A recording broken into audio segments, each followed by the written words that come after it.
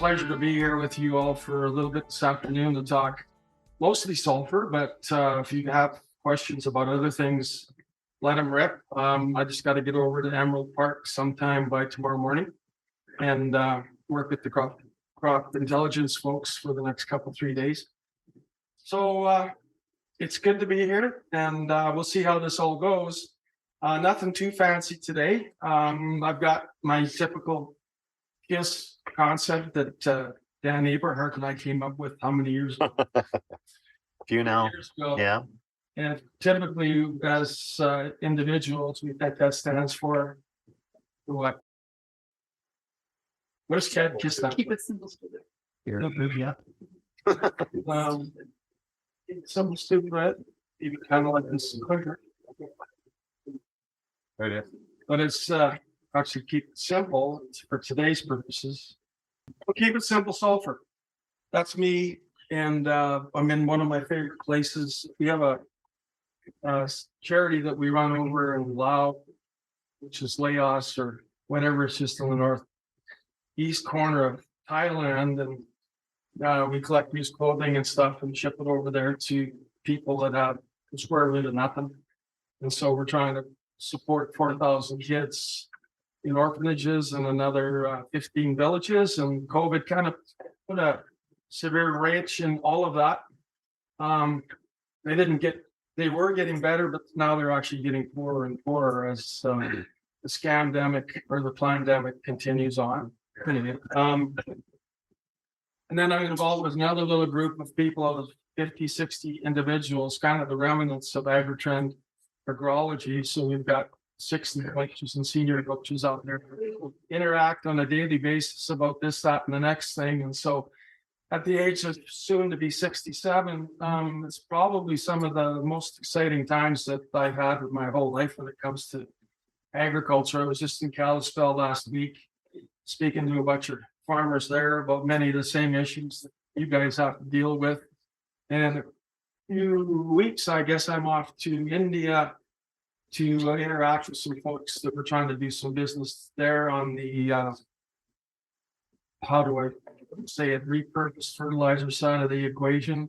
For basically looking at companies over there that are formulating organisms that help solubilize phosphorus or solubilize potassium or copper or whatever the issue is for a grower, and then taking products that otherwise would end up in a landfill or in a waste pile and reformulating them into products that you guys can put on your crops at a much lower cost.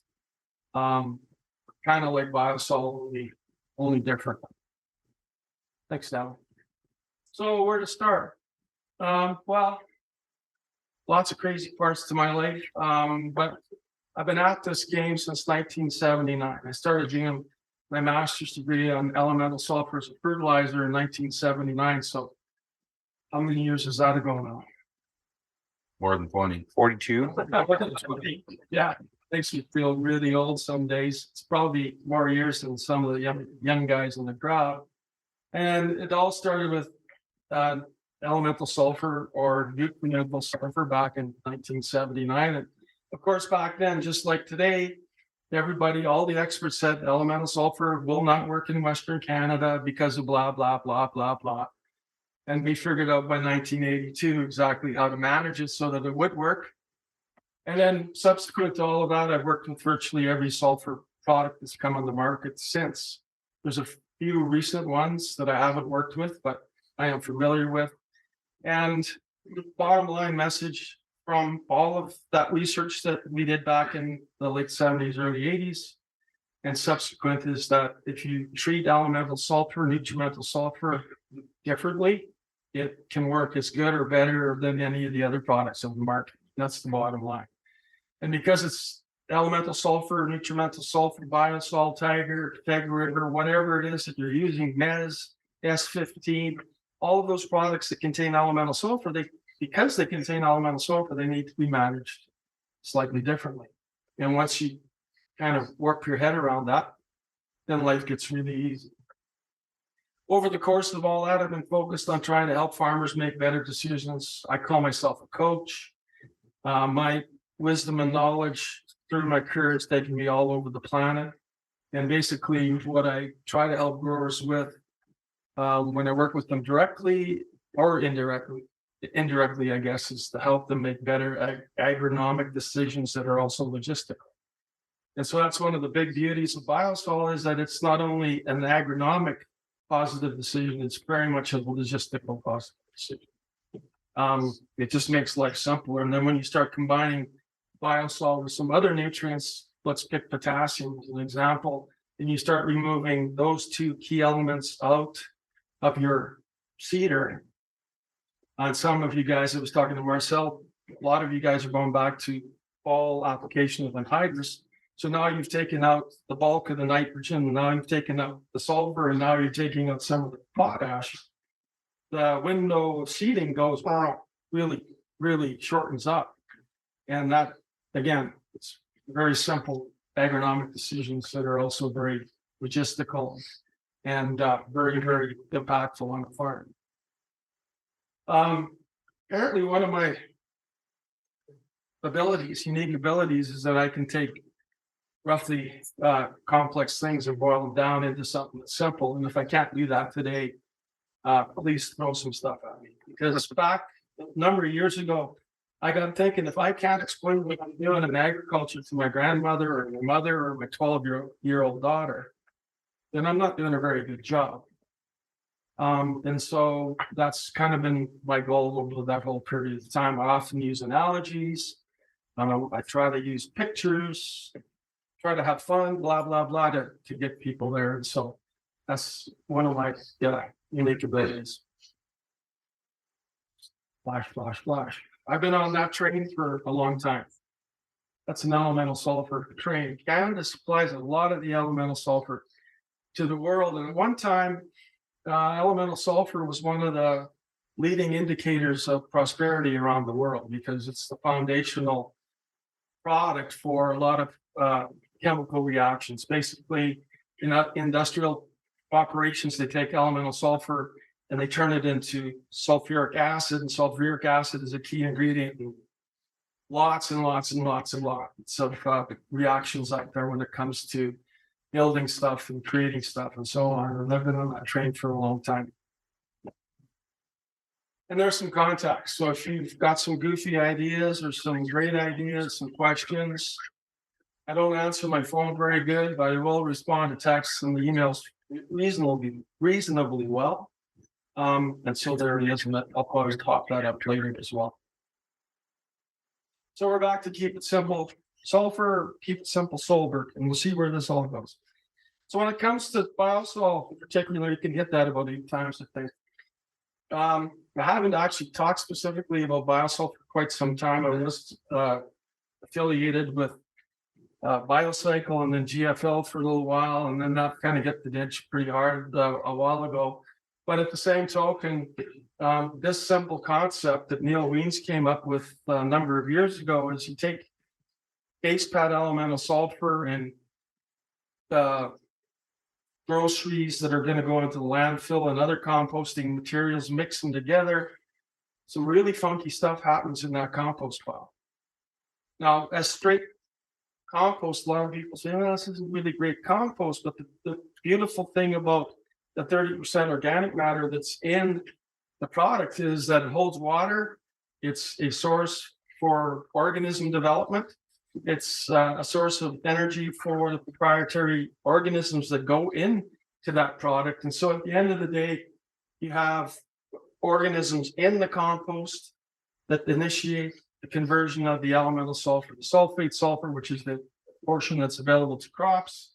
It's right there in the product. So as soon as you apply it, it starts working.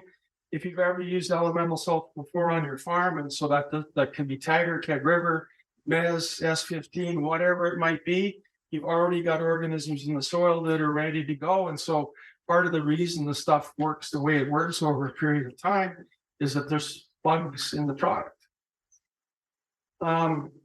It's at least 70% guaranteed analysis, which is pretty cool, which allows the product to be transported long distances and stuff. The composting process gets rid of the organisms and so on that people worry about in the compost pile. So in the good old days, people would worry about diseases and weed seeds and all kinds of things. And in the good old days, the product was sampled over and over and over again and analyzed for all that stuff. And it's no issue there. Also was analyzed for heavy metals. So no issues there. And here's the key item here is because it has a wide range of particle sizes from extremely small, less than 1 micron. A human hair is 150 microns. Okay, so Bio-Sul has particles in it that are less than 1 micron, all the way up to about 4,000 microns, and that's where the magic kind of is. Got really tiny stuff that converts really quickly, and then as the particle sizes get bigger, the speed of conversion slows down over a period of years, and if you put it on a typical rate, which what is it here? 220. At 220, you're putting on 154 pounds of sulfur. You have enough sulfur in the system for at least 5 crop years, if not a little bit more, depending on the yields that you're growing. If you grow 5 years of yields like most of you guys did last year, maybe it's only 4, but if it's a typical situation, you might get as many as 6 out of it. Obviously, because it's compost, it's got to be spread in a particular way, and that takes a little bit of training and thinking through. And because it's compost and it contains water and stuff, you can store it outside, which is a big advantage for some folks in that you don't have to have special storage facilities. And back in the day, the first thing that we learned, or one of the first things that we learned back in 79, 80, and 81 was the best way to use elemental sulfur was just broadcast it on the soil surface and walk away from it. Let Mother Nature help you. And we'll probably get to some of that here in a second. So the beautiful thing about elemental sulfur, it's been used for hundreds of years effectively, primarily as in irrigation agriculture where there are soils that are leachable. Elemental sulfur cannot be leached when it's elemental. The only way it can be leached is if it's converted to sulfate sulfur, then it can be leached. And so it's been used for hundreds of years, and for whatever reason, the industry in Western Canada has been really slow to pick up on some of the advantages of nutrient sulfur in our environment. Many of you in this room have been using it, I think, and you've already experienced the logistical piece of the pie. How much easier can it be than you phone up Ryan and say, Ryan, then I want these 10 quarters spread. And now you put down the phone and you don't have to worry about sulfur on those 10 quarters for the next 4, 5, 6 years. How much easier can it get? And the simplest thing to do is just to broadcast. Any questions to this point? We used to get hung up on this slide quite a bit in the good old days. And the good old days are only a few years ago. So again, if there's any questions as I'm going through this, please holler out, because I don't have to get through the slides. Don't have to cover everything. If you want to go down a different bunny trail, that's cool too. Like I said, I just got to get to Emerald Park by tomorrow morning sometime. So we can continue this for as long as you want, or shorten it up for as long as you want as well. So today it's going to be a little bit about learn, unlearn, and relearn. Don't worry about it. And I think that this is a really important saying that I picked up or actually stole from somebody. I can't remember who I stole it from anymore. But when a lot of folks like me come out of university with a few degrees and some papers and stuff, we think we're king shit at Turtle Island in the information world, right? We've learned it all, we know it all, and we're going to run around and tell everybody everything that we know. But the reality is just about everything you learn at university or college, you kind of have to unlearn it when you get into the real world, right? And to be very, very honest, back when I was hardcore researching, the best ideas that I got from my research programs came from you guys. What would happen if we tried this or that or the next thing? What if we did this? What if we did that? And it's like, yeah, what if we did that?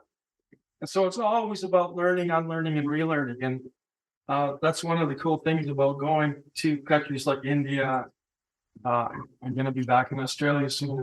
Whenever you get into those environments, especially growers, you see that they're doing things that we should be doing here, and I know that there's things that we're doing here they should be doing there. And so there's a lot of young people in this room. Don't quit learning things. Learn, unlearn, and relearn every day. Every day, every day, every day. And so let's talk about some no-brainers. This is a no-brainer. I don't even know if this is the current marketing, whatever. Oldie but a goldie. It's an oldie goldie, but it's just kind of the stuff I used back in the day. And Bio-Sul Premium Plus was the name that they slapped on it, which is, in my way of thinking, was kind of goofy, but whatever, it kind of works. And basically, it's just a fancy word for Bio-Sul, which is 70% elemental sulfur and 30% compost. And I already talked about the components of that. And it's keeping it simple sulfur. So typically, when we do stuff in agriculture, typically as an expert, so-called expert soil scientist, they're the worst. When you come out of university as a soil scientist, they train us to go out and to confuse the shit out of you guys, right? And if you get 4 soil scientists together, they will confuse the shit out of you 4 different ways, and they'll start fighting with each other. But what part of the being a soil scientist is that if you're going to be agronomically perfect, that's one thing. But you guys make decisions that all the time that are based on logistics and maybe aren't that great logistically. The beautiful thing about elemental sulfur is that because you can broadcast and you can broadcast it at large amounts, is that you can make an agronomics decision that's very, very sound, which is also a logistical system. It's also very, very sound. And that in and of itself, and you guys, many of you have experienced this already, is that when you get sulfur out of your tank, you're not sitting underneath it at 3 a.m. some humid day trying to knock shit out of the shanks and the tubes and everything else, because you've got that nasty product out of your system. And when it comes to narrowing up your window of seeding and stuff, just that one decision can, well, I've heard anywhere from 19 to 23% increases in efficiency at time of seeding. Start doing some of that with maybe some fall anhydrous, maybe some broadcast potash or whatever else. Now that efficiency gets even narrower, and everybody's happy. So if you can get that again, and this is kind of where that concept first came together, was on Terry Eberhardt's, or the Eberhardt farm at Langenberg a number of years ago, when we were basically had a small group of people, and I was yakking, and somebody was taking the video. Might have been Dan sitting right here, unbeknownst to me, but is that thing still up someplace? It's still up with a lot of hits. Yeah. Everything you'd want to know or don't want to know about elemental sulfur in less than 10 minutes. It's there. And so that was a bit of a fateful day there for a few of us in this room. Basically, Bio-Sul, logistical, agronomic. Every crop needs sulfur every year. So I just hit that a few times. This is the one thing that I always run into all over the planet, is that people don't recognize that every crop needs sulfur every year. A lot of the industry is still putting on sulfur only on the canola portion of the rotation. The reality is that every crop needs sulfur every year. The other reality is sulfur is incredibly variable across fields. Back in 1992 to 1996, we were doing precision ag stuff, variable rate ag stuff, when GPS and all that kind of technology was in cloth diapers and stick pins. And one of the first things we learned is that when we were soil sampling, sulfur was by far the most variable nutrient across the field. So to give you an example, and I'll probably show you some data here in a minute. If this is a field, okay, and every one of you is a soil core, all you need is about 3 cores, maybe in a low spot or a saline spot. So it could be this guy here and me and that guy back there, where the sulfur is very elevated, and it's going to average with all of you guys to give us an average number that's really, really high. He might be 2,000, I might be 5,000, he might be 10,000 parts per million, while the rest of you are 10 or 20 parts per million. And you throw all the samples together, and what do you get? You get a number that's skewed way high. And so then as a result, you get a recommendation that says you don't need sulfur, wherein a big chunk of this field actually would respond to sulfur. I'll show you a better example of that. One of the things that we learned long time ago too is that the nitrogen to sulfur ratio in all crops, every stinking one, is the most important ratio that we need to worry about as growers and agronomists. So every crop you guys grow needs sulfur every year, principally because the nitrogen to sulfur ratio in that crop is the most important ratio that we should be worried about out of the gate. Okay, and there's some specific reasons for that, and we're going to talk about that in a minute. And Ryan, the test is here next Thursday, is it? Yeah. So there'll be a test on all of this next Thursday, 2 p.m. And then I already talked about this nutrimental elemental sulfur is not mobile in the soil until it's converted to sulfate sulfur. And that conversion happens with organisms in the soil, or in the case of Bio-Sul, in the compost. And the last thing that we've learned more recently, like in the last half dozen years, is that when you fill a plant up with sulfur, if you load a plant with sulfur, and this holds true for humans and animals too, to a point, is that plant will produce a whole bunch of molecules and stuff inside of it that fight stress. And we'll talk about that in a little bit. So the other side of that is you can't overdo sulfur, unless you can't overdo it economically. Yes, sir. Hey, Elston, did you just maybe emphasize the impact of that clean diesel is having? Oh, yeah. Just, there's a need for sulfur. Just touch on that.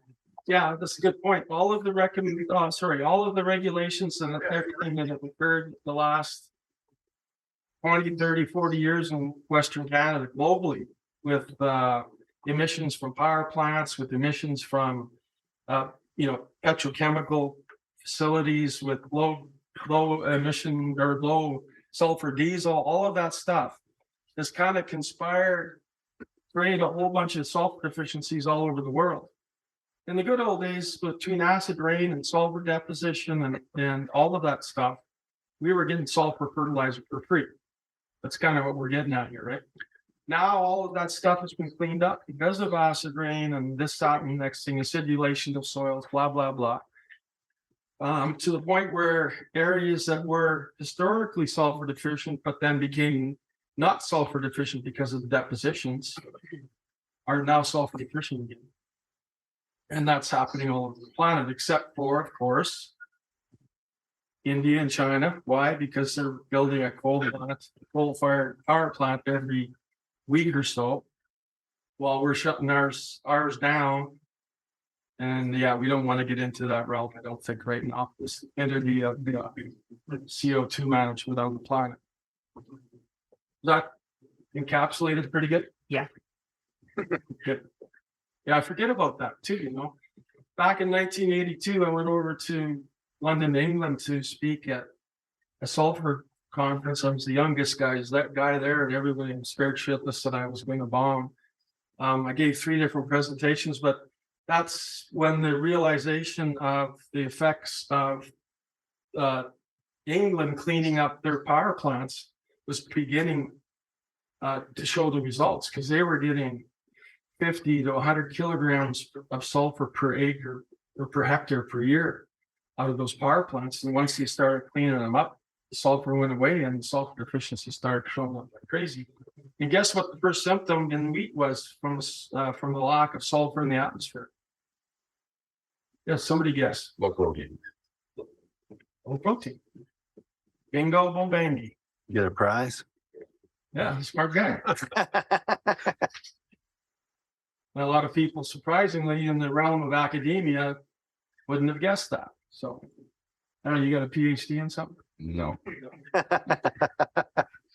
Anyway, Common sense. so a good point. Thank you for that. Anybody know what this is? Did the crop aid guys flash one of these at you today? This is a Mulder chart, older than the hills. And the Mulder guy that came up with this basically was trying to represent how nutrients interact. And sometimes nutrients interact, the solid lines interact positively, and sometimes the dashed lines, they interact negatively. And so it was a way for people to visualize, well, if I've got too much nitrogen, what does that mean to these other nutrients or whatever the combination is? Now, I've been running around the planet talking sulfur for a long time.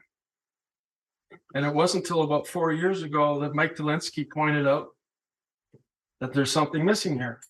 And I've looked at this 1,834 times.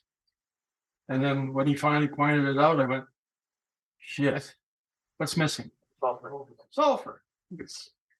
Yeah, so how smart am I? Not very smart, obviously. There's no sulfur there. Why is there no sulfur there?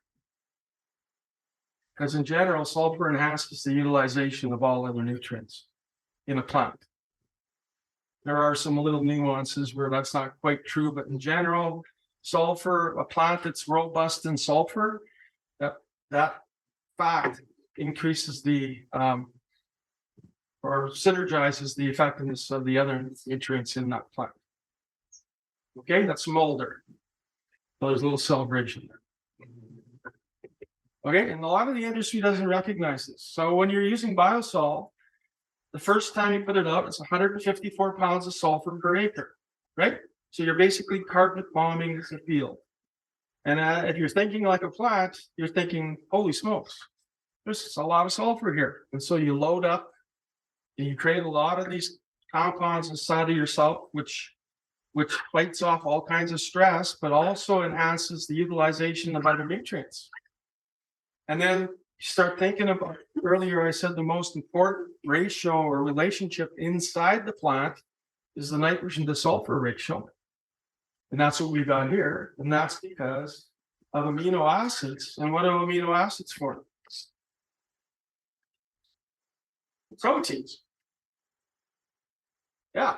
So it's really, really important. If you're thinking like a plant, what's important to me as a plant? Well, there's lots of things that are important to me. And we think of amino acids principally forming proteins, but amino acids also do all kinds of signaling and all kinds of weird shit inside the plant as well. And so if we hit that thing one more time, I think we're going to the next one. Here's the amino acids. This will be on the desk next Thursday at 2. There's about 20 amino acids that are critical to the formation of proteins in all crops. And then there's about 300 or 400 other amino acids that are critical to all other kind of things.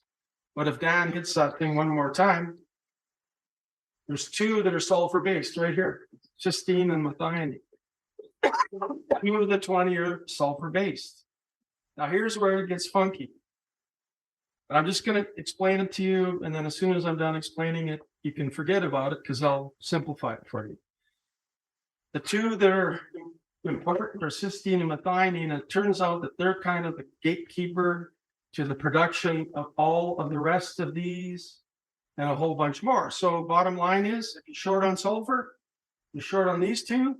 If you're short on these 2, you don't get efficient production of all of these others plus a bunch more. And so your system starts to fall apart. Okay, so that's why it's so important. So forget about that shit. So this is all you gotta learn or remember. Nitrogen and sulfur is the most important ratio inside of all plants. In a canola plant, it's the most important, or mustard, it's the most important. So the ratio of NS in a canola plant is 6:1. In other words, if you try, what was an average canola yield in this part of the world this year? In Carlyle. Sure. You can brag. Come on, Paul. I don't. Tell us what your yields were. 50. 50 bushels of canola. It's not. So that means 67 or something. 33. 50 bushels of canola is going to need about 165 pounds of N to hit that yield goal in most cases. All right. Total requirement. Any arguers? It's okay if you want to argue. But 165. So if you want to figure out how much that crop needs on a per acre basis, take 165 and divide it by 6. And that gives you your sulfur requirement.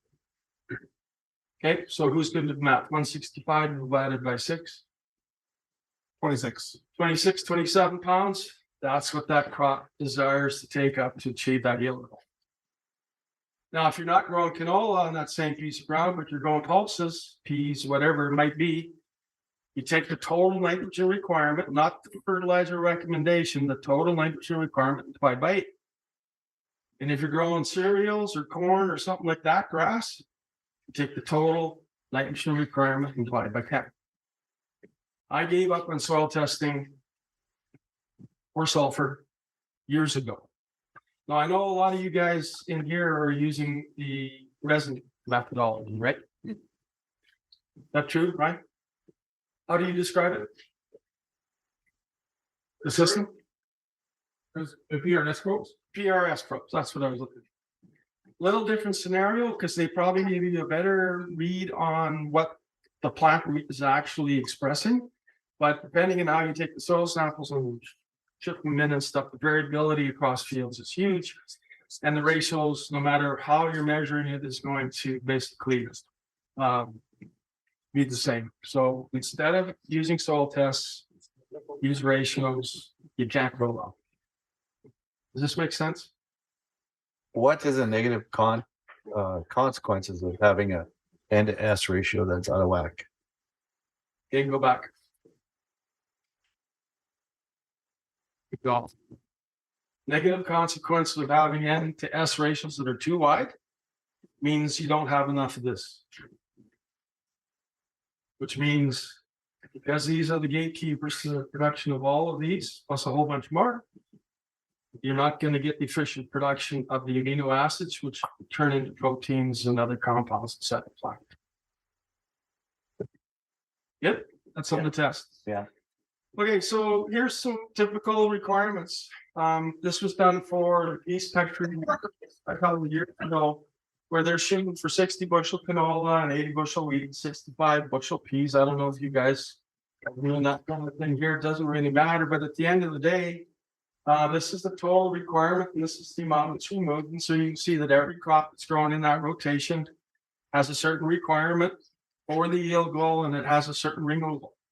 And in that part of the world, still today, in much of Western Canada, actually, people are only applying sulfur in the canola part of the rotation. And so when they were doing that in that part of the world, they actually have a 21-pound deficit when it's a canola wheat rotation and a 48-pound deficit when they have a canola wheat peas rotation.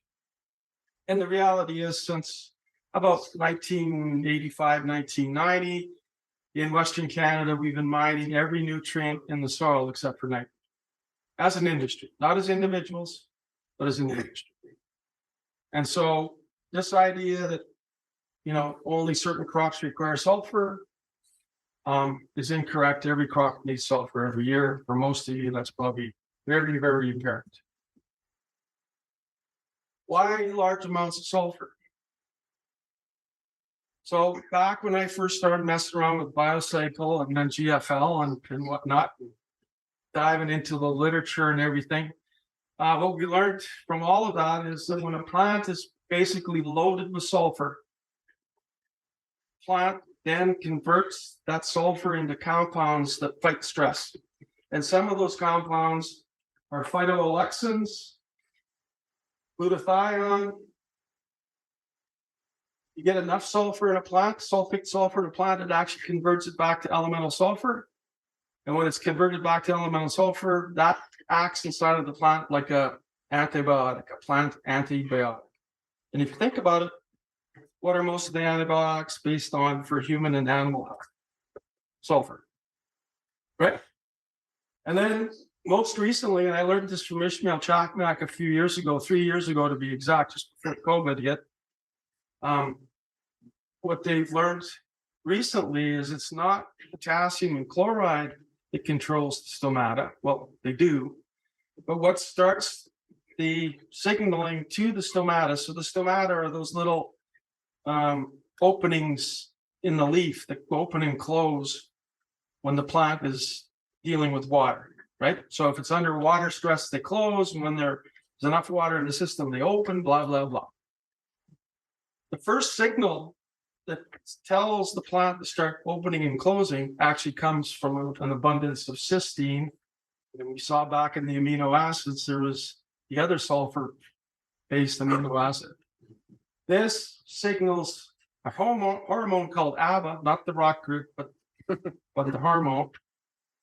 And then that signals the potassium and the chloride to make your plant fight moisture stress or heat stress better. So you end up with these compounds that fight stress, the plant that fights diseases and stuff inside the plant, and this helps the plant deal with water. So a plant loves sulfur because the more sulfur it can take in, and it will limit out somewhere. Canola usually limits out about 1.8 to 2% sulfur. That kind of self-limits out there. But when it's that loaded, all of these other benefits occur. And that's what I call cascading benefits. So you have one benefit here that turns into two, that turns into 3 and 4, 5, and it ripples through the crop. So about this stage, people would say, well, can I over apply sulfur? And yeah, you can over apply sulfur, but not in an economic fashion. Your wallet will get much more toxic before the plant will become dead. There's mud. So do you think our lentils that have Aphanomyces now will be slightly more productive if I have Bio-Sul on my land? That's a really good question. Nobody's ever asked that one before. Well, what we know, and timing's great, let's put plant mineral nutrition and plant seeds came out in 2007. Dr. Evans and I contributed to the chapter on copper. It's been a bestseller ever since. If you dive into this book, the two nutrients that fight the disease the best in crops, sulfur and zinc. And nobody's ever asked that question before. It helps with clubroot. And Aphanomyces is not the same family and shit, but it's kind of the same kind of organism, right? It's clubroot. Any of you guys freaking out about clubroot? What, even a little bit?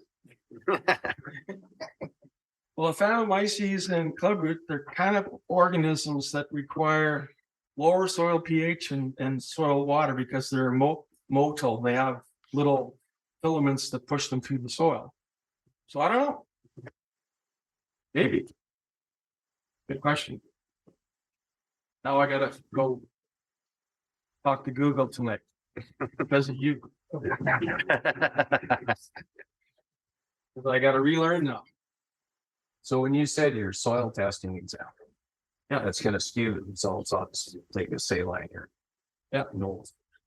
Is there any systems out there that you would feel comfortable using to zone the fields and then be able to rely on the soil test to get the sulfur levels? Well, yes, there's plenty of them. There's plenty of systems out there that different people are using to delineate zones.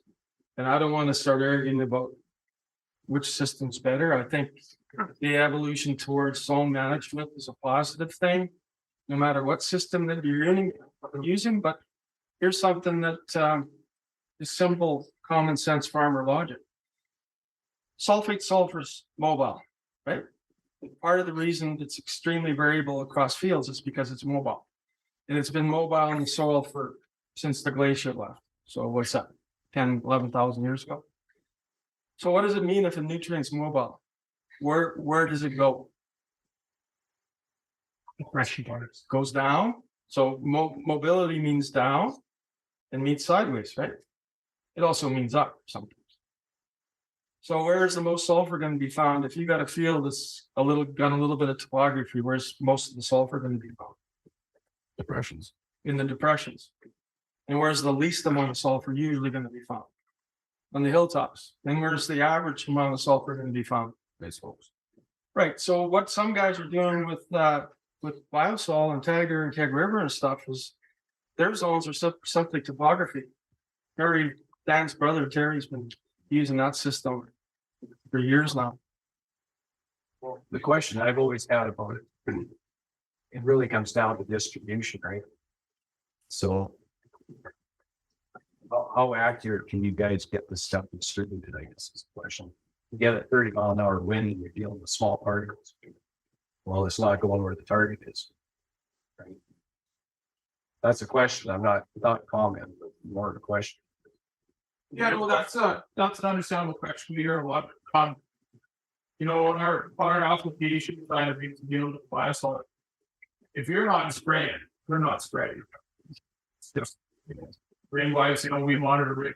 We lost the guys we work for. They've seen us. It's easy for it to help the app. Maybe going in and meet. Aside from that variability in spreading, you know, we can test anything that we spread, whether it's granulars, Bio-Sul, chicken manure, pellets, compost. And you know, that's the previous putting anybody that wants to go kind of that's often as we want to build up the different properties you get. It's accurate, whether it's the inside again, feed or the outside. That's you know, that's the best we can provide. It's just the test there, right? Want to see it, we're looking. So you're not uncomfortable with farmers or agronomists have reasonably comfortable or confident zones that they've invested into to come up with and that they make sense, that you can rely upon the soil test with sulfur. Yeah, so I mean, back in the day, the typical soil sampling was you got a sample for the whole field, right? But once you start taking into account like topography and those sorts of things, like most of the zone work will be taken into account. I don't see any problem with the systems. What I do know from working directly with growers over the last 6, 7, 8 years with Bio-Sul and other products, as soon as I get a spreader, or they have somebody come in spreading Bio-Sul, the next thing they want to start doing on its own clone basis is not only varying the sulfur, but now varying potassium or phosphorus or whatever it might be, which many of you are thinking, well, that's not very efficient. You're broadcasting phosphorus or potassium. But here's the skill testing question. If you're putting on nitrogen or sulfur, how much of this year's application gets into the crop? Nitrogen or sulfur? Assuming it's urea or anhydrous or sulfate sulfur, how much of the N or the S gets into this year's crop from this year's application? 30%. 50, yeah. You often drop 50%. Yeah, you're probably in a really crappy situation, 30, but you're probably running 50 to 70%, right? Now, if you're broadcasting, no, let's say you're banding or seed placing phosphorus or potassium, what's the best you can get out of this year's application? 20. You said 20. I did. Geez, you're getting all the gold stars. Should be given the A lot of gold stars already. Yeah, 20%. If you seed place it, do all the fancy shit, about 20%, maybe 25 if you're just rocking it. What happens if you broadcast it? How much do you get out of this year's application, P or K? Probably 10. Now here's the crazy part. This year's crop, let's just focus on P and K. This year's crop is growing on this year's application and the last 9 or 10 years. Okay, because it's only a small percentage available in the year of application. So if you're seed placing and everything else, that's important. You're doubling the efficiency of it, but if you're broadcasting, it's the same story. And over a 10-year period of time, you're getting about 90, 95% efficiency out of the stuff that you're applying over a period of time when you're looking at P or K. But when you're looking at nitrogen and sulfur, it's like a 1 year boom. And then next year, 1 year boom. Of course, there's a little bit of carryover, but it's a completely different world. So that's kind of a bunny trail. So guys, then they start, once they get comfortable, well, we got hand up back there, just to make this thing. Once they get comfortable with the variable rate sulfur, then they start thinking, well, geez, my soil in my zones, I got, messed up P and I got messed up K and I got messed up copper or whatever it might be. And then they start doing that too. Based on whatever zoning system they use. That makes sense? Yeah, well, I just want to know if I'm crazy or not, because that's basically what we've been doing. We have our farm slot maps. Yeah, so that's probably primo stuff. So we look at the soil tests. I'm not an agronomist, so I just take the science that I presented with whatever the plant needs based upon yield and the uptake and everything else. And that's kind of what we've been doing. We've been doing that potash, sulfur. Well, sulfur's a bit of a tricky one because we put it in with the nitrogen.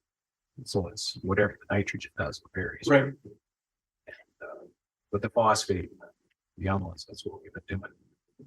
But I don't know if we're crazy doing that or not. Well, it never hurts to be a little bit crazy. Yeah. No. Yeah. No, like, I mean, there's a lot of different systems out there that I bump into, and I would say that's, one of the systems that's the kind of top shellfish. There was one there, and then you, I just want to emphasize for farmers in the room. that We talk about nitrogen deficiency and not to go down the bunny trail. Nitrogen deficiency at 50-70%. It's not that we're contaminating the environment with the other 50%. I don't let your seed cousins distract you. You are not hurting the environment that much. We're far more efficient. What Elston's talking about is in the year of application, that's what's recovered in the grade. But there's a lot of places that nitrogen goes that is not damaging the environment. It's just that's a number that gets floated around it. Way too easy and we get that we're only 50% efficient. that's a good point again, because, Captain Fancy Soccer is pretty excited about nitrous oxide emissions and stuff. So yeah, some gets immobilized, some is in the straw, a little bit might leak out of the system, but you're absolutely correct. My question was, do you know if anybody has done use idea of phosphate like Bio-Sul and spread years cheap, spread about over 10? I might know a guy. Might know a guy. Fancy sauce behind that theory. No, No, Fancy Socks hasn't got half of a quarter of a percent enough for brain cells to fail out. So I know a couple guys actually, and so back in the day, well, maybe we're going to come to that and I'll explain it a little bit more, but there's a great degree of synergy if you take elemental sulfur and put it close to a phosphate particle or a potash particle or a copper particle or whatever zinc particle. And the synergy that occurs is that the elemental sulfur starts to be converted to sulfate, which generates a little bit of acid, and that's done by microbes. And now if you've got a phosphorus or a potassium or a copper or zinc or whatever beside it, that acid solubilizes those guys and makes them more efficient. So a plant root comes along, it finds that sulfate sulfur, it goes, whoa, there's phosphorus here, there's potassium here, there's copper here, there's zinc here, whatever it might be. So that's part of the reason why I'm going to India. We got some guys over there that are formulating bugs that we could put in with some new creative products that will do that.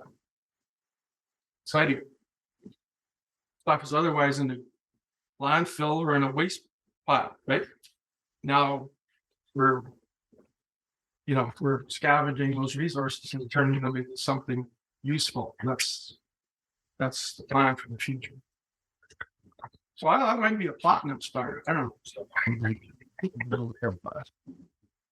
So yeah, in this book, it's a really good book.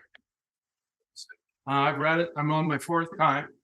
The two nutrients that help with the most diseases, that goes back to the first question back there someplace. Who was it? Who was talking about Aphanomyces?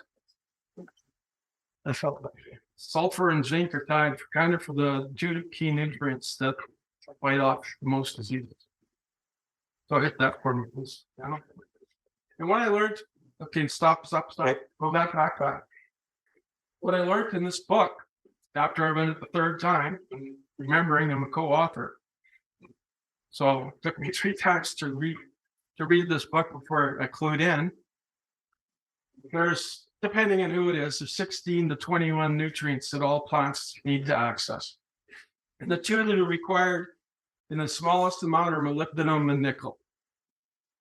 All right, so if they're required in the smallest amount, you can assign a value of 1 to them, and now we can rank everything else. Okay, that's the concept here. So if you hit her again down,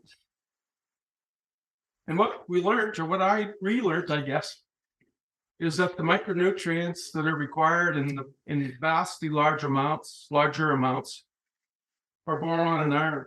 So if you're growing canola, that number is going to be more like a 4,000. If you're growing soybeans, that number is going to be more like a 4,000.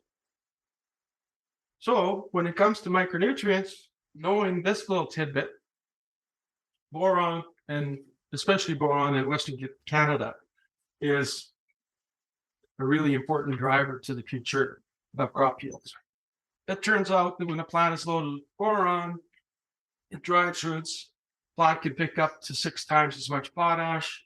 When the plant picks up 6 times more potash, it picks up 2 to 3 times more nitrate.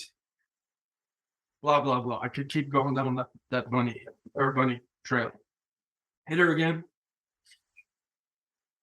There's the mineral nutrients. So everybody knows that nitrogen is the #1 nutrient, but most people don't recognize that potassium is #2. Fertilizer bags are NPKs, so everybody knows nitrogen is the most important phosphorus. Actually, potassium is the 2nd most important nutrient for most crops. And then along comes calcium and magnesium, and nobody knows that unless you got low pH soils. Anybody have low pH soils in this room? Nobody. Everybody in Kalispell had low pH soils, like stupid low pH soils, and that's really reflects calcium. And then there's phosphorus and sulfur and chloride. So when I finally figured this out after reading this book 3 times and sort of rejigging the numbers, it's like, holy shit, we got to start rethinking things. And that's what I would encourage you guys to do too. Okay, here again, down.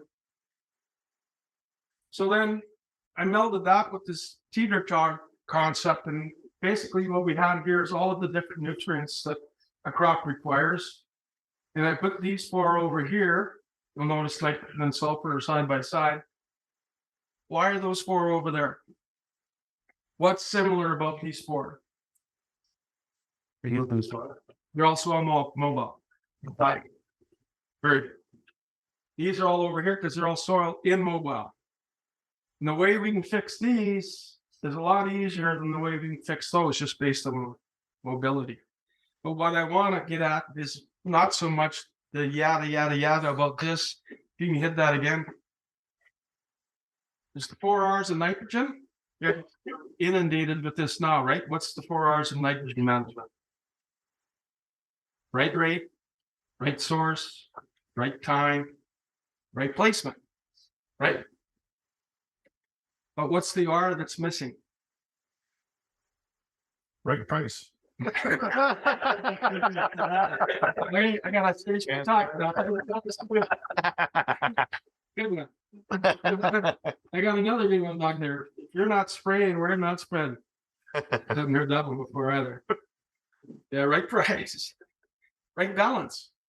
So whenever somebody from wherever comes up to yak about 4 R's, and if I happen to be in the room, I say, dude, you're missing the most important R. It's called the right balance. They typically don't like me too much. But hit it again. And again. This is the most important ratio, the nitrogen to sulfur ratio. Canola 6-1, legumes, pulses are 8-1, cereals, etc. are 10-1. Most important ratio because of amino acids, blah, blah, blah. Hit her again. Next most important ratio inside of a plant, hit it again, is the N-to-K ratio. Again, if you go back to the slide just before this, nitrogen was number 1, potassium was number 2. And then the third most important ratio is calcium boron. So if you guys have tissue samples, have a look. Where are your ratios at relative to what is expected? And Ryan was saying that you tissue, how many acres last year? Yeah, how many acres? We're well, Sorry? well over 50,000 acres. Oh, well, and that's one of the things that's been so powerful about the trusted applicators and the whole Bio-Sul sort of deal is that they've done so many tissue samples as a consequence of so many concerns from so many growers over the years. It's just like, all right, you're not sure this stuff is going to be available. We'll take some tissues and here's the results. And typically what we see with large amounts of elemental sulfur applied per acre is the N-to-S ratio goes from this to boom on all crops. Right? And the first, you nailed it. First thing that we saw that was going sideways in the UK was protein, right? The first thing that typically will show you that something's out of whack is you just can't get your proteins. Sulfur is incredibly important for protein. So those are the 3 ratios. If you've got tissue tests, please go home and look at it.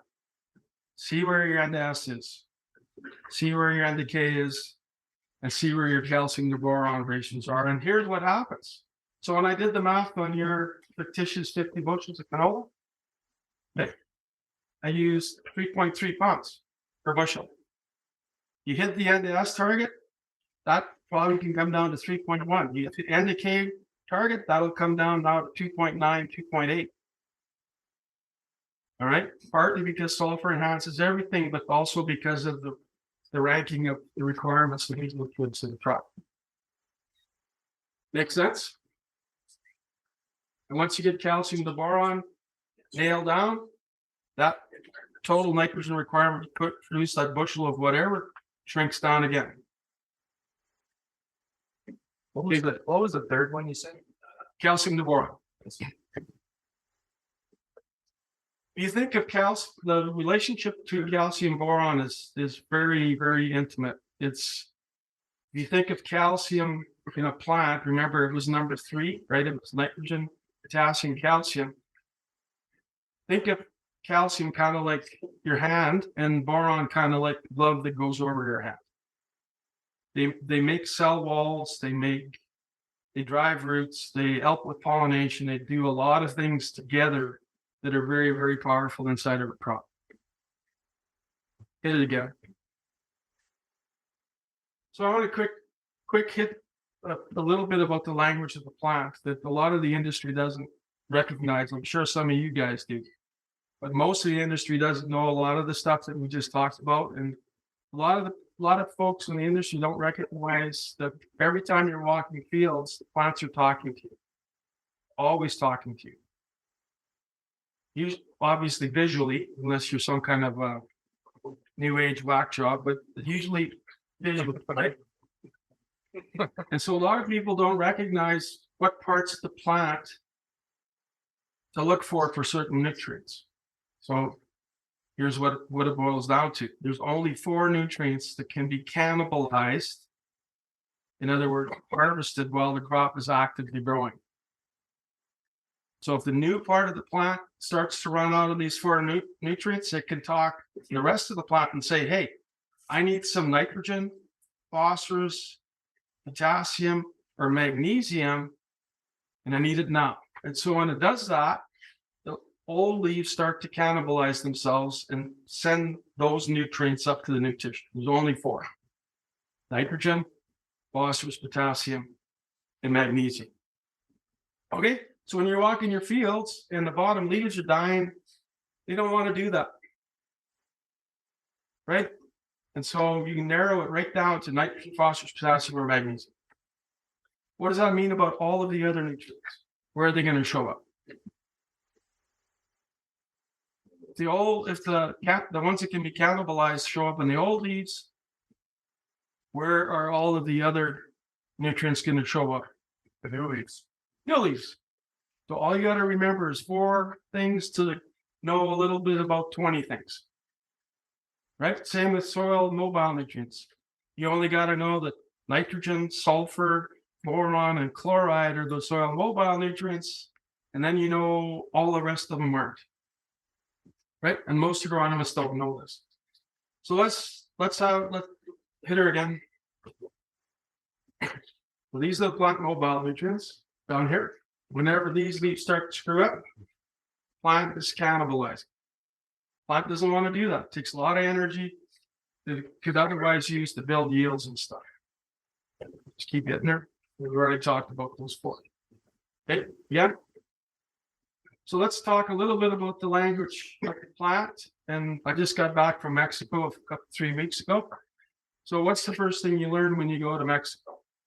American dollars. Yeah, they have American dollars. Exactly.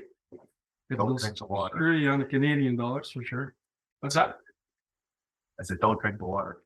Drink the water, but if you're learning the language, what's the first thing you learn to say? Cerveza. Cerveza. And then what's the second? Hit her again. Where do you get rid of the cerveza? Right? So, a lot of people think this is weird, but when it comes to sulfur, it's really straightforward. Where are sulfur deficiencies going to occur on the plant? What part of the plant? The old part or the new? New part. Right, because there's only 4 that can show up on the old part. So if the newest part of your plant starts to turn less intensely green, the first guess is always sulfur. And then depending on the species of the crop, canola might be boron, cereals might be copper, corn might be zinc. You can start learning that language of the plant as you go through. Hit her again, down. And here's an example of, one of the occasions when I was out stripping leaves off canola plants. And this is the oldest leaf and this is the newest leaf, and the crop is maybe half grown. And it's already cannibalizing the shit out of itself. So if you visualize this early enough in the season, you can actually get in there and fix it and claw back some of that lost yield. Plant doesn't want to do that. If this was reversed and this was the oldest leaf and this is the newest leaf, then the first guess in this crop would be sulfur and the second would be boron. And that's basically the bottom line of Cerveza and Danio when it comes to learning language of the plant. You can do this with other crops. This is sunflowers. This is actually a crazy field. It's an organic, confectionery sunflower field. We're walking the field and all kinds of patches in the field. This is the old leaf, middle leaf, newest leaf. See the bubbling? That's classic boron deficiency. So we were able to diagnose this, get in there. We didn't have to take the tissue test because the symptoms were so obvious. Go in there, spread some boron. It was organically certified, of course, and grew a really big crop, very profitable crop. Here again. Peas, blanks. Well, you can't see it very good there. But if you've got blanks in your peas, if you got blanks in your canola, if you got blanks in anything that's got a pod, first thing that should pop into your head is boron. There's 2 or 3 blanks there. You can't see that. This is classic copper deficiency. Newest tissue. Pigtailing or whiptailing looks like frost. Thing about this is in a day or 2, those will all blow away and you won't see it anymore. So again, just some ideas for you guys when you're out walking fields and looking at crops. Crops are always talking to you. Where the symptoms are, relate to whatever the nutrient is. And as you start running through some tissue tests and connecting some dots, you'll start connecting things together that will help you know greater decisions. All right, so let's get into the guts of elemental sulfur. So the first thing that we learned 1,000 years ago when we started playing around with elemental sulfur, maybe this is getting to be too much already, but at the end of the day, the only thing that generates or drives short-term availability of elemental sulfur is particle size, and dispersion. So the way you apply it is big, and the particle sizes of that material is big. Basically, what it boils down to is the smaller the particle, the greater the surface area. The greater the surface area, the more area that bugs can chew on to convert it to sulfate sulfur. So small particles means big surface area, means lots of bugs can chew on it. Does that make sense? The more dispersed you apply it, in other words, the more soil contact you have of those particles, the better access the bugs in the soil and the compost have at breaking them product down. It's old research.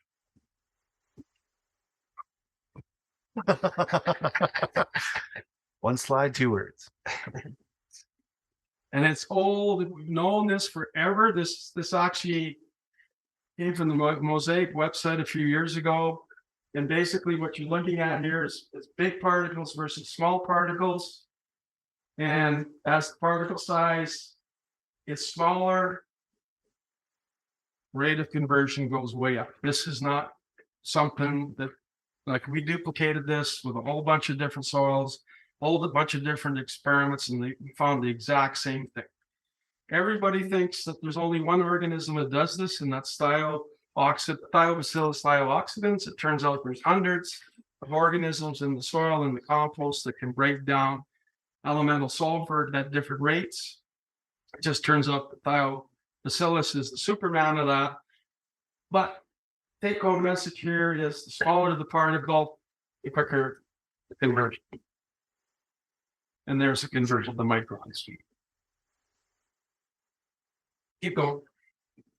So back in the day when I did my thesis, what we discovered is that if you have an elemental sulfur product and the product has particle size is less than 150 microns, which is about the size of a human hair, width of human hair, that's plenty small. And we did all kinds of experiments to show that with a whole bunch of different soils and a whole bunch of different everythings. This is back in 1982. Some of you guys weren't even hatched yet. And we're still having the issue of trying to deal with that understanding today. And here's just one example of the experiments that we did or I did. The gray bars are when this is basically old Tiger 90, less than 150 microns, and then some other different components. And as soon as you got down to less than 150, that was the magic size. Subsequent to that, we went to 250 or less is the new magic size. The beauty of science. So they just keep going. And there we're back to Bio-Sul. Keep going. So back in the early days, we sent samples off to different labs just for particle size analysis, get it again. And what we found with multiple samples, again, a lot of people were concerned the particle sizes weren't small enough. There were some really big nuggets in the good old days. There was the odd fence post and the odd skunk back in the good old days. That's been cleaned up. But what we learned very quickly is, well, look at here. This is 1 micron, right? A big chunk of particle sizes that are extremely small. Remember, smaller the particle, the greater the surface area. The greater the surface area, the more area that the organisms and the compost and the soil can work at to convert it to sulfate sulfur. Hit it again. And so when it comes to individual samples of Bio-Sul, and we took lots and lots of samples, there's a wide range of particle sizes from very, very small to quite large. And that's actually the magic of the product.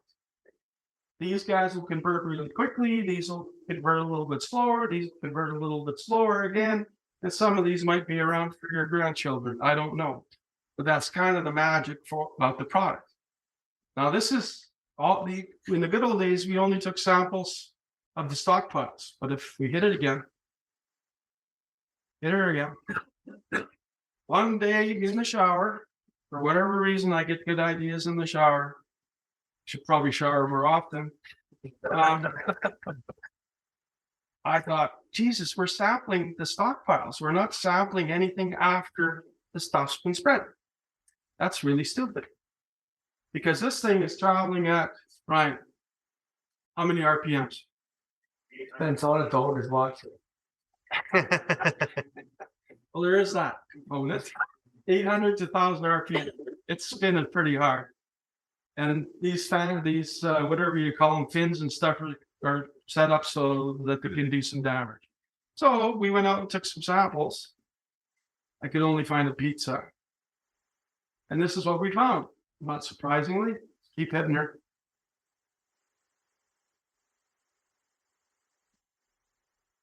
One more time. And that's enough. So in this particular instance, and we took the number of these samples, is we had a new leader going at 900 RPM. The particle sizes before spreading are in the purple bars, and the particle sizes after spreading or spinning are the yellow bars.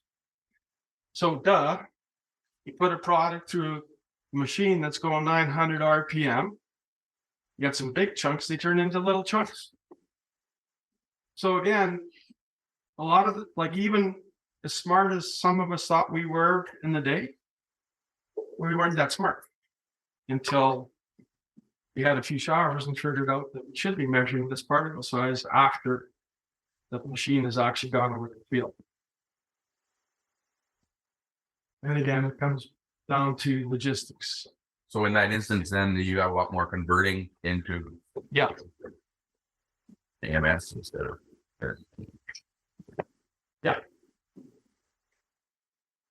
So 250, well, anything under 250, this is going to be almost days. This is going to be maybe weeks. This is going to be months, and then this is going to be, and that's the magic of the product. That's why it actually hangs around for 3, 4, 5, 6 years, depending on how much you apply. That all make sense? Okay. We already did Melania. Wish. Anthony, I said that. Go back. All right. So back in the day, one of the things when we were doing the research is that we were treating elemental sulfur like ammonium sulfate. And this is the problem with a lot of research. The way you're taught to do research at universities is that you want to have, how do I say this so it makes some sense? If you're putting on 4 rates of ammonium sulfate, then you put on 4 rates of elemental, and they're the same rates. And you disregard the fact that ammonium sulfate is a completely different animal than elemental. You're comparing what's the fastest animal on the planet? A cheetah, I don't know if it is, to a sloth, right? But because of the regimented way we do research, you're putting on 0, 10, 20, and 40 pounds of ammonium sulfate. So thou shalt put on 0, 10, 20, and 40 pounds of elemental, which is ridiculous because they're completely different animals. So just the simple concept of saying, elemental sulfur is different was kind of revolutionary at the time, especially with my committee members. We fought a lot about stuff. But hit her again. And there was my colleagues, so they weren't that smart, and we worked through the research. So hit her again. And this is the experiment where things all came together. Canawood, Saskatchewan. Marvin Niger grew up at Canawood, Saskatchewan. Probably one of the most practical soil scientists, agronomists in Western Canada, at least in his day. And we did a whole bunch of forage research at his old farm. And of course, when you're doing forage research, what's the only way you can apply fertilizer? You broadcast it, right? It's the only way. With regular crops, we were banding it, we were seed placing it, we were banding it and rotivating it, we were broadcasting it, and we're immediately cultivating it in. We were doing everything that made sure that elemental sulfur wouldn't work. And we could not figure out the results until this experiment came along and a whole bunch more. And here's the results. So this is a brome grass experiment. We put on 100 pounds of nitrogen and we put on 10 pounds of sulfate sulfur. So Dow must put on 10 pounds of elemental sulfur as well. Yeah, no fertilizer, nitrogen sulfur, nitrogen plus sulfur, and nitrogen plus elemental sulfur. That's year one. Most agronomists would look at this and say, elemental sulfur doesn't work. But Nyberg's Norwegian, I'm Norwegian. We kept this thing going for the second year. And by year two, everything's the same because it's a different animal. And by year 10, everything's the same. That experiment actually went on for 30 years. And one of the coolest findings we had out of this, not only did it tell us the way to apply elemental sulfur was to broadcast it and walk away from it, it also told us that we needed to develop a bridging strategy. And the bridging strategy was to put on 2 to 3x in the year of application, and everything would be good. It would be the same as ammonium sulfate. Of course, the Bio-Sul strategy is not a bridging strategy, it's a carpet bombing strategy, which is more than a bridging strategy. But here's the cool part, hit it again. Before everybody was getting all horny about carbon and on that sort of stuff, we were excited about organic matter. And what we did with these trials, we saw these huge increases in yields, etc. We saw how elemental sulfur caught up to sulfate very, very quickly with a little bit of adjustment in their thinking.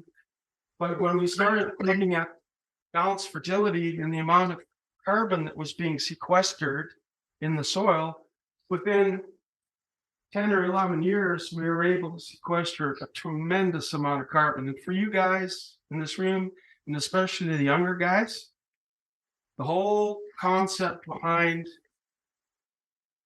harvesting CO2 out of the atmosphere is basically growing more crop.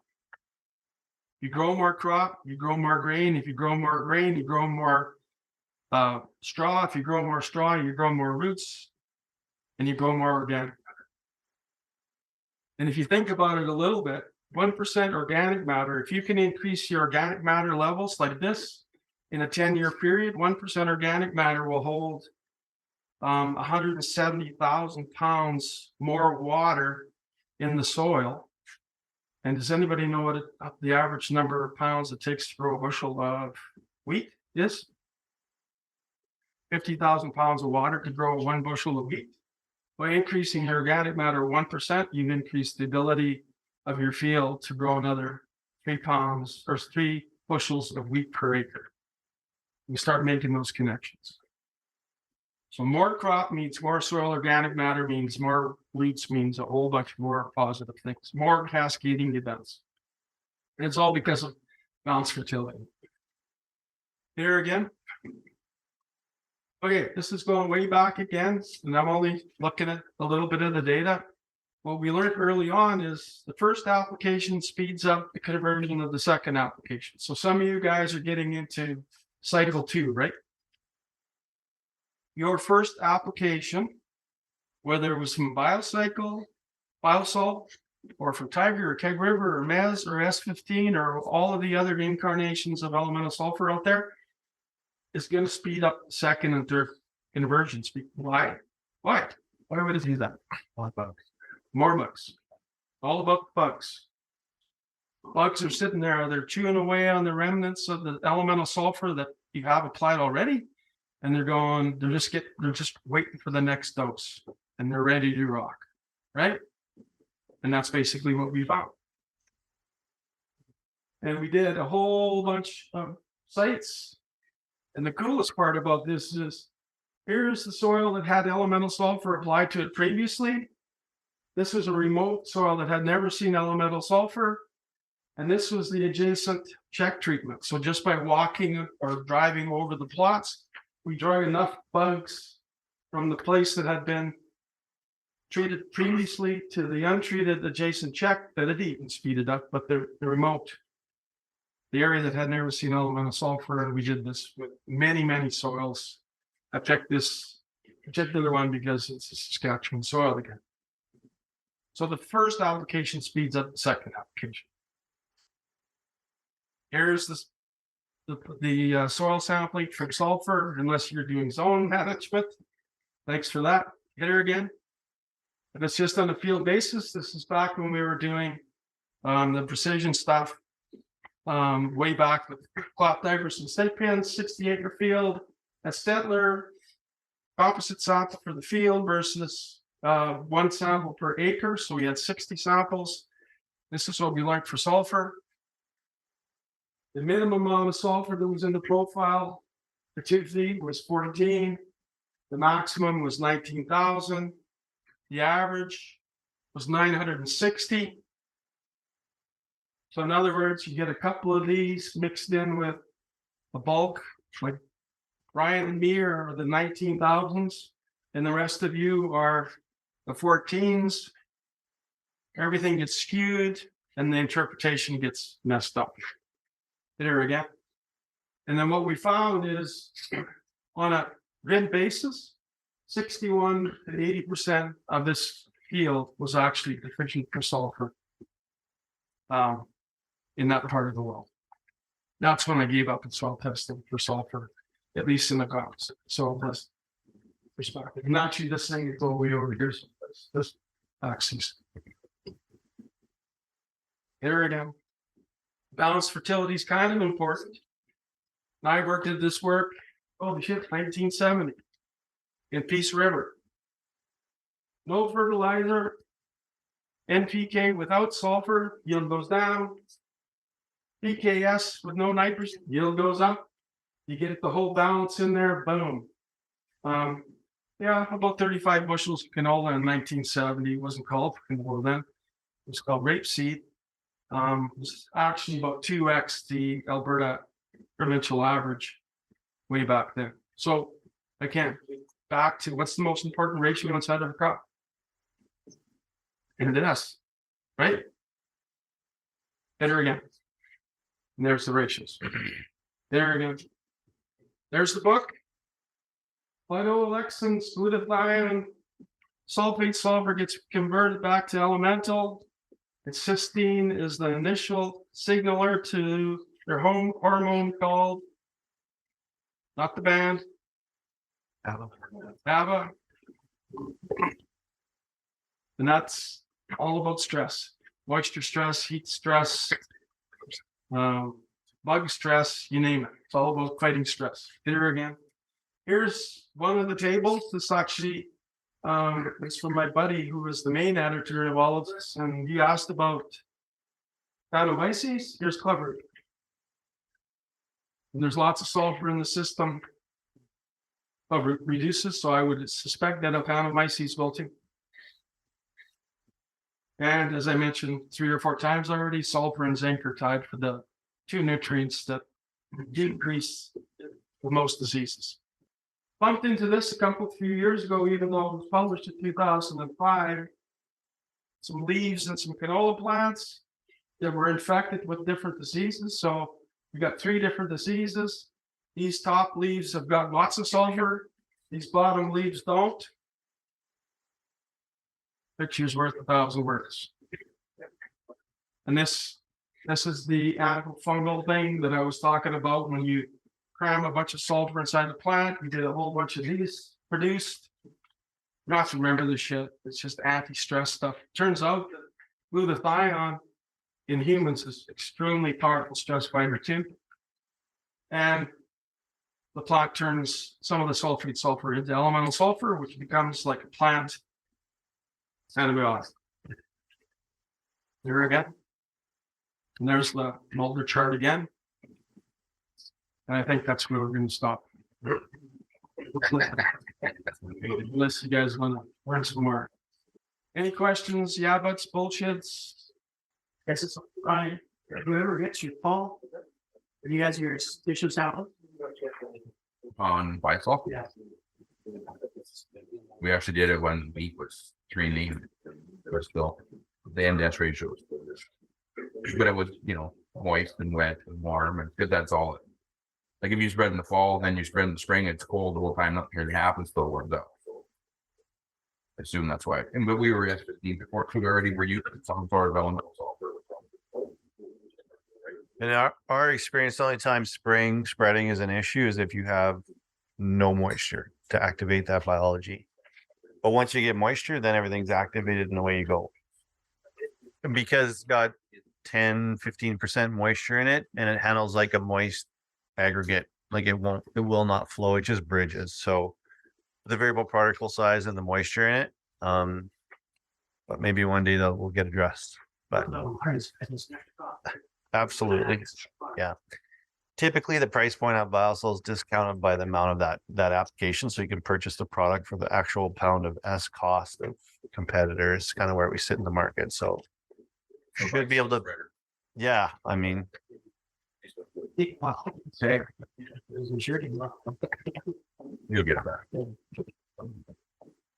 What happened to that? You guys are talking about a potash blended product, Bio-Sul, if you hear stuff with that. we have a bunch of Wapella. Potash might. No, we have potash blended into Bio-Sul at Wapella available. I think the last time I heard you speak, that you were talking about that. Super KS. Yeah. Another no-brainer. Just wanted to touch on a couple of other things that I think is kind of important. If some of you guys are still trying to decide whether or not to use Bio-Sul. And that is just a couple data sets on Alberta principally. This represents over 5,000 soil samples. A lot of these fields were zoned at the time, so it includes zones. And basically what you're looking at is over here, an AMS program. Right? So AMS over here, finally after talking with these guys, they converted to an elemental program, talking to these guys for years. Boom, this is what the soil sample trend looks like. And then once they got the Bio-Sul, that's the numbers that they were seeing in their soil samples. So over 5,000 soil samples, probably the biggest data set of any given soil applied product in all of North America. And then when they started looking at tissues, so now we're looking at 3,200 tissue samples. Here's AMS, and basically what you want to look at is conversion from red bars to green bars. I can't remember which crops to switch here, but same kind of trend as they went from AMS, Tiger's better at 100 pounds per acre 3 years, and Bio-Sul is better at 220 to 300 pounds every 5 years. Big data sets. Big data sets. Another thing I wanted to show you too, and I could just keep droning on about this stuff, is we did lots of comparisons between fall applied, spring applied, even after seeding applied, et cetera. And what we found is that once we got a bunch of sulfur in the system, not only did the sulfur levels go up, but so did many of the other levels go up. And so again, what's happening in the soil, I believe, or we know, is this. Imagine this is a little piece of elemental sulfur in the soil. And that little piece of elemental sulfur is now starting to get converted to sulfate sulfur. In the process of doing that, it creates sulfuric acid. So what you're creating is a bubble. That's what this is supposed to be. A bubble of lower pH around that particle. And in that bubble of lower pH, it solubilizes a whole bunch of stuff. And that's what allows the plant, there's the stuff that it solubilizes. That allows the plant then to access more of that stuff. And that shows up about 80% of the time. Pretty good consistency. So that's where the thinking comes with other products that will be coming down the pipeline. And I think there might be one more thing. Oh, yeah, this was the killer. Toward the end of my tenure with BioCycle and GFL, somebody gave me a box full of tissue tests and said, make some sense out of this.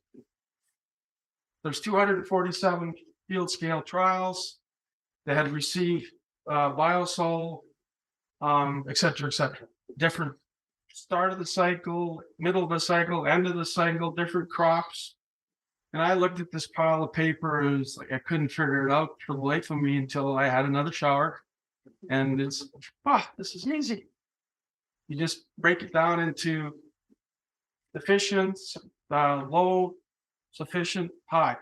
And once you did that, of the 247 fields, one was low in sulfur.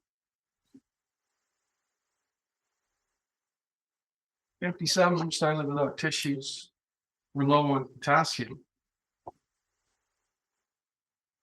51% were low in boron, and then 4 to 13% were more deficient in everything else. So first conclusion is Bio-Sul works, and it shows up in the tissue. 1 out of 247 is, way less than 1%. But what's really freaky for me, the 57% of the tissues, and when you take a tissue sample, what part of the plant do you normally tissue? The new stuff, the movie, right? 57% of the newest tissues were deficient in potassium. What does that say about the old tissue? Right? If the new tissue is deficient, what has it done to the old tissue? It's eaten it up, right? And so that determination got us thinking about a whole bunch of other things, which is partially what led to the super chaos. But some of your potash deficient soil may be that the potash is here, where you've applied it, and the roots are going down for moisture, and they miss that one. Exactly. Stratification is a big issue. For the younger farmers in the crowd, the issue of stratification is one, as an industry, we got to get figured out. And to this point, nobody even wants to talk about the possibilities of figuring it out, because it probably is going to involve some tillage or some freaky deep banding or something. But that's a big issue that we got to figure out. So if you listen to some of the corn guys in the States, or when that corn skin, or not corn skin, egg PhD, Hefty Brothers. Hefty Brothers. they talk about the importance of getting your P and K down deeper, like 6 inches or 8 inches. What are your thoughts on that? Well, those guys are smart guys. If somebody could figure out how to do what do you call those? There's Stratical? yeah, that'd be a good place to start. Actually, those guys expose a lot of the same thinking that the old Agritrend folks did over the years. I've shared stages with those guys and stuff. They're great guys. They're smarter than hell. What's the name of that? FT Brothers. PhD. So for ever since we've been no tilling, we've been putting it here, everything. Yep. That's what you're talking about, the stratification. Yeah. Most of your K and P are going to be in the top 3 inches. And if you're on soils that tend to acidulate, your acid's going to occur about there. You're also creating a zone of compaction about that 2 to 3 to 4 inch depth, because you're always going same place, right? There's some good with that, and there's some bad with that. And the other thing is, so let's pick potassium. Most of your K is in the top 3 to 4 inches. And as you go down the profile, the K is depleting, right? And part of the reason it's depleting is you're growing crops, roots are going down, they're picking up that K, moves it to the soil surface. 70% of the K is in the straw. The grain goes away, the straw's still there, it leaks out of the straw, and then it becomes immobile in the soil. Right? Does that all make sense? So now when this top 3-4 inches gets dry, just like you said, the roots are chasing water, and they go from an oasis of potassium or phosphorus or whatever it might be here to a desert. And if the plant is growing, when a plant starts growing, it's growing, and then it hits about 5-6 leaf stage, and then it explodes, right? It just boom, goes like crazy. That's where the maximum yield is. And so if the root system is out of this zone when it's going crazy, that's a big problem. somehow we have to start addressing. But if it stays wet, then the roots don't go that deep, then you have to your potash. It's good. If you're a planter, Already. party with you, giving her. And the reality too is if this dried out, say every week and you got a rain, right? As soon as this little piece, if it's dry, gets wet, the roots activate almost instantly. Literally instant. So if you had those little waves, that would be okay, but that's not the way Mother Nature works most of the time. What's your level of confidence in soil testing?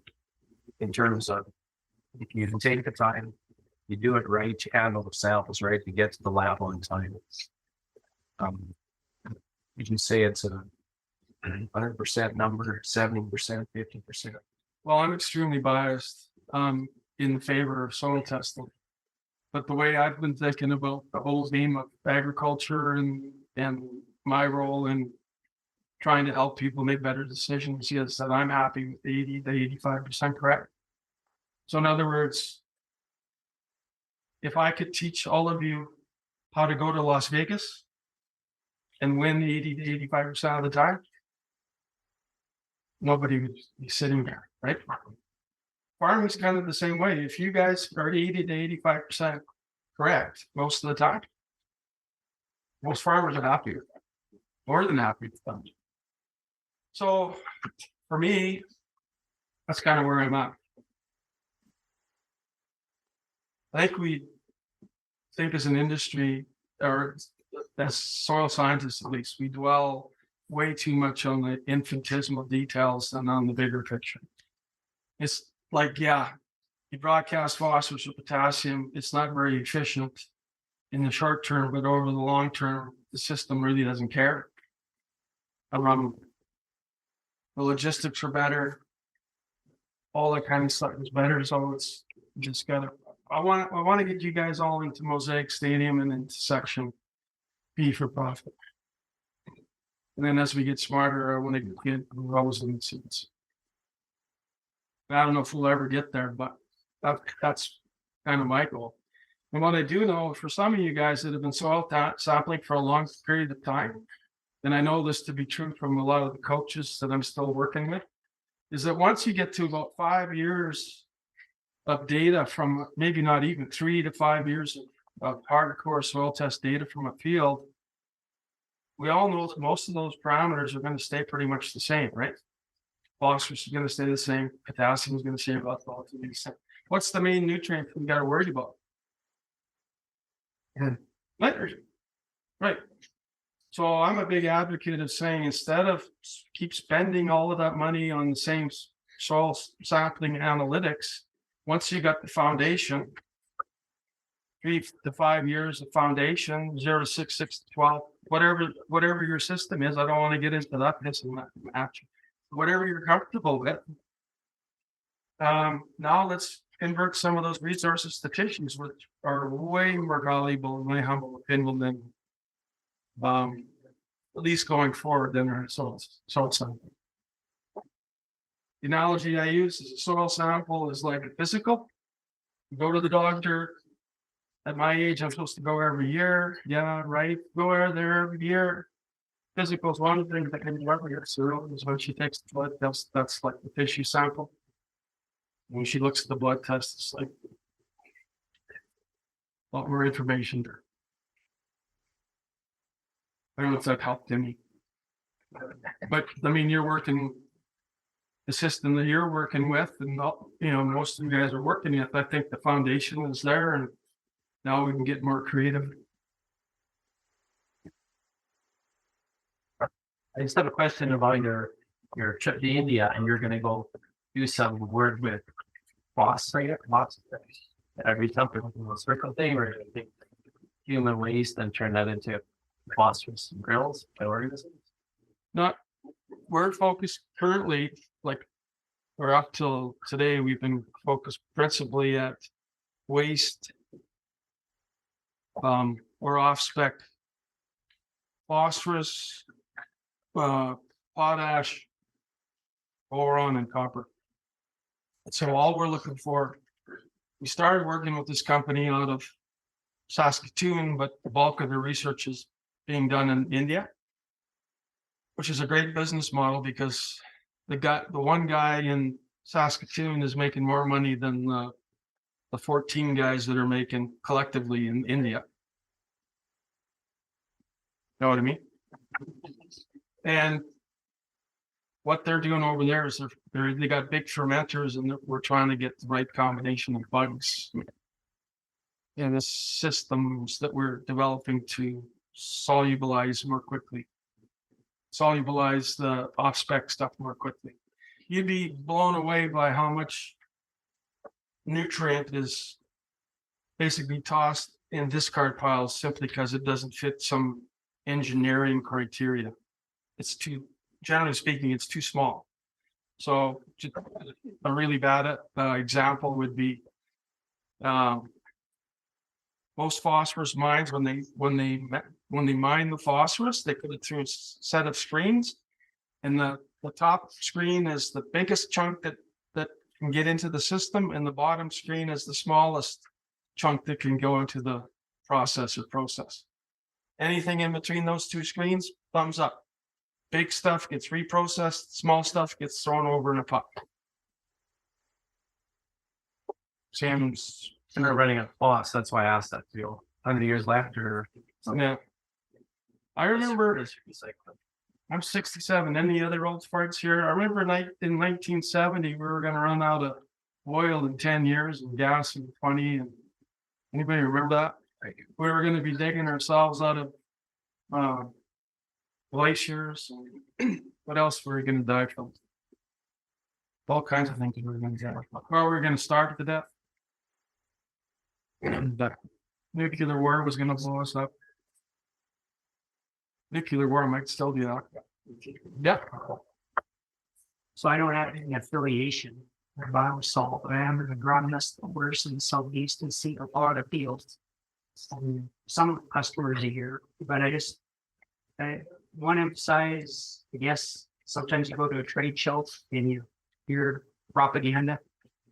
For my observations for customers using the Bio-Sul product, and we are the company that uses the ion exchange resin technology, but the product works as advertised, and that's all I'll say. The guys claim 5 years back in for the fields that I've been monitoring. We're at the 5-year mark, and we're seeing supply for 5 years, and the story is to be continued. Right. But it's as a tool for my customers. I have lots of conversations to talk about logistics, all kinds of considerations, but it is a tool that works as advertised. Awesome.